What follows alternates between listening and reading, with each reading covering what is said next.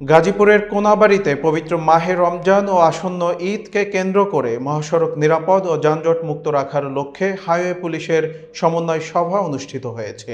বিস্তারিত থাকছে তুষার আহমেদের তথ্যচিত্রে। বৃহস্পতিবার দুপুরে হাইওয়ে পুলিশের গাজীপুর রিজিয়নের উদ্যোগে নাওজোর হাইওয়ে থানার চত্বরে এই সমন্বয় সভা অনুষ্ঠিত হয়।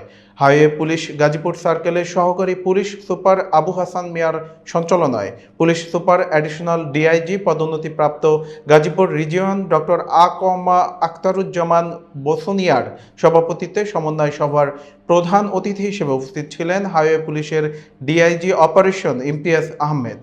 বিশেষ অতিথি হিসেবে উপস্থিত ছিলেন হাইওয়ে পুলিশের অ্যাডিশনাল ডিআইজি মোহাম্মদ শামসুল আলম। সমন্বয় সভায় হাইওয়ে পুলিশের ডিআইজি ইমতিয়াজ আহমেদ ঈদ উপলক্ষে মহাসড়ক নিরাপদ ও যানজট মুক্ত রাখতে বিভিন্ন ধরনের দিক নির্দেশনা প্রদান করেন।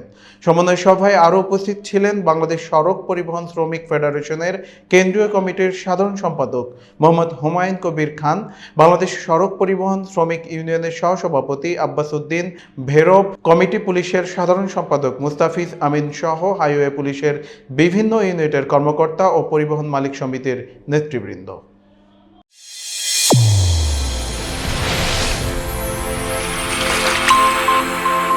চ্যানেল A1 হৃদয়ের স্পন্দন।